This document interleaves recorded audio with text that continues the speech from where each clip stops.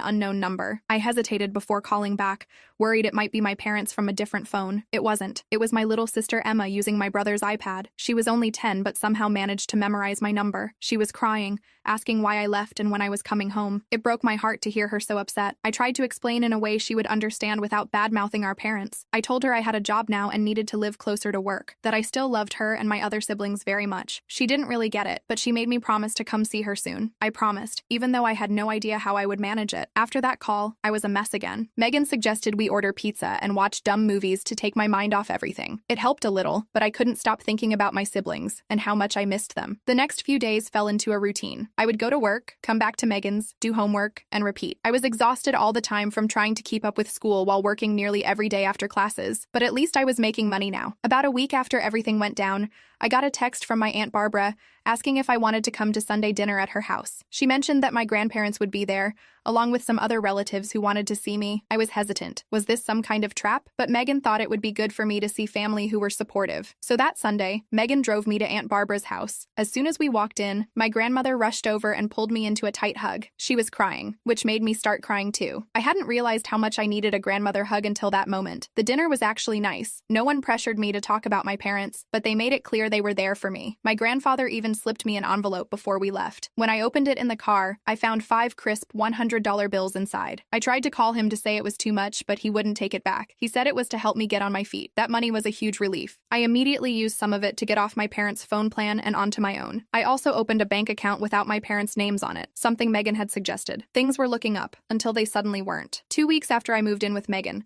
I came home from school to find her sitting at the kitchen table with a serious look on her face. "We need to talk," she said, gesturing for me to sit down. My heart sank. Was she kicking me out too? Where would I go? "Your mom called me today," Megan continued. "They've noticed the charges on their emergency credit card." I felt sick. I should have known they would check the statements or get a purchase alert. What appeared to be a spare card was actually one they monitored regularly. "What did she say?" I asked. "She accused us of theft and threatened to call the police if we don't return the card and pay back every cent," Megan replied with a grimace. "But here's the kicker. She also wants you to come home." I was shocked. "What? Why would they want me back after everything that happened?" Megan's expression turned grim. "Because their new babysitter quit after just 1 week. Apparently 4 kids under 10 is too much for most people." Who knew? I laughed bitterly. Of course that was the reason. They didn't miss me. They missed their free childcare. "I'm not going back," I said firmly. "I can pay them back for the card from my paychecks, but I'm not going back to being their slave." Megan nodded, looking relieved. "That's what I told them. But they're pretty upset about the money. Your mom mentioned something about small claims court." I felt a flash of panic. Could they really take us to court? Would we get in trouble? I still had most of the $500 from my grandfather, so I could pay them back right away, but the whole thing left me feeling anxious and angry. The next day at school was awful. I couldn't concentrate on anything. I kept imagining police showing up to arrest me for credit card fraud or something. By lunchtime, I was a nervous wreck. My friend Casey noticed something was wrong and dragged me outside to the courtyard to talk. I ended up telling her everything. She was horrified by what my parents had done. "That's actual child neglect," she said. "They can't just throw you out because you got a job. You're still a minor." I hadn't really thought about it that way. I was so used to being treated like an adult at home that I forgot I was still legally a child. Casey's mom was a lawyer, and she suggested I talk to her about my options. I was hesitant. I didn't want to drag more people into my family drama, but Casey insisted, and after school she took me to her house. Mrs. Thompson, Casey's mom, listened to my whole story without interrupting. When I finished, she had a lot of questions about specifics, dates, exactly what was said, who else knew about the situation. I answered as best I could. "Julia, what your parents did is not okay," she said finally. "They're legally obligated to provide for you until you're 18. They can't just kick you out because you won't babysit." She explained that I had options. I could file for emancipation, which would legally make me an adult before turning 18, or we could report my parents to Child Protective Services,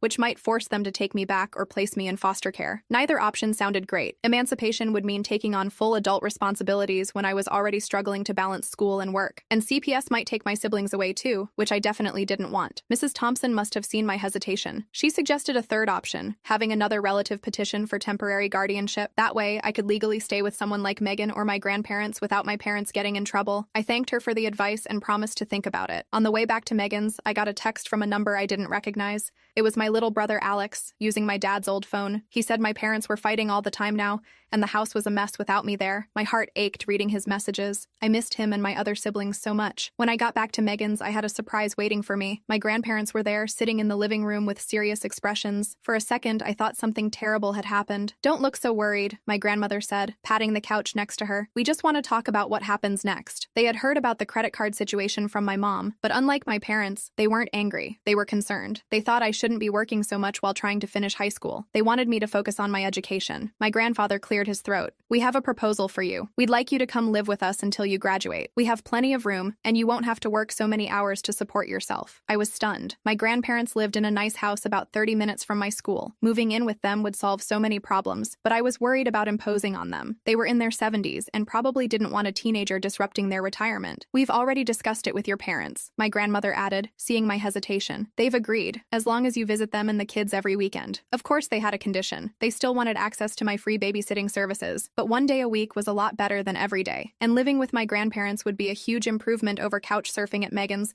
as much as I appreciated her taking me in. So I agreed. That weekend, I moved my stuff to my grandparents' house. They had converted their home office into a bedroom for me. It was small but cozy, with a twin bed, a desk, and a bookshelf. My grandmother had even bought new bedding and curtains to make it feel like my own space. The first night there, I slept better than I had in weeks. There was something calming about being in their house, away from the chaos of my parents' home, but still with family who cared about me. The next morning was Saturday, which meant I had to face my first visitation with my parents and siblings. My grandmother drove me over, promising to pick me up at 6 p.m. sharp. I was nervous the entire ride over. When we pulled up to my parents' house, my siblings came running out the front door. Emma launched herself into my arms, and the younger ones crowded around me, all talking at once. I hugged them tightly, realizing how much I had missed their little faces. My parents were standing in the doorway, watching. My mom's expression was unreadable, but my dad looked annoyed, probably because he had to deal with the kids all morning until I arrived. Once my grandmother left, I spent the day playing with my siblings, helping them with homework, and catching up on their lives. It was almost like old times, except for the tension whenever my parents were in the room. My mom eventually cornered me in the kitchen while I was making lunch for the kids. "So, you're too good to live here anymore, but you'll take handouts from your grandparents?" she said with a sneer. I tried to stay calm. "I'm just trying to finish high school without being homeless," I replied, focusing on making sandwiches rather than looking at her. "You were never going to be homeless," she scoffed. "You're so dramatic." I bit my tongue to keep from pointing out that they were the ones who kicked me out. Instead, I just carried the plates of food to the dining room for my siblings. The rest of the day was awkward but manageable. My dad mostly ignored me, which was fine by me. At 6 p.m. exactly, my grandmother's car pulled up outside. I hugged my siblings goodbye, promising to return next weekend. As I was walking out the door, my mom called after me. "Don't forget to bring your babysitting money next time." I turned, confused. "What babysitting money?" She rolled her eyes. "The $500 you owe us for stealing our credit card." I was about to argue but decided it wasn't worth it. I just nodded and left. In the car, I told my grandmother what happened. She looked angry but didn't say anything until we were halfway home. "Your mother always did have a selective memory," she finally said. "She seems to have forgotten all the money they saved using you as a nanny for 5 years." I was surprised. My grandmother had never criticized my parents in front of me before. It felt good to have someone else see the unfairness of the situation. Life at my grandparents' house quickly fell into a new routine. I went to school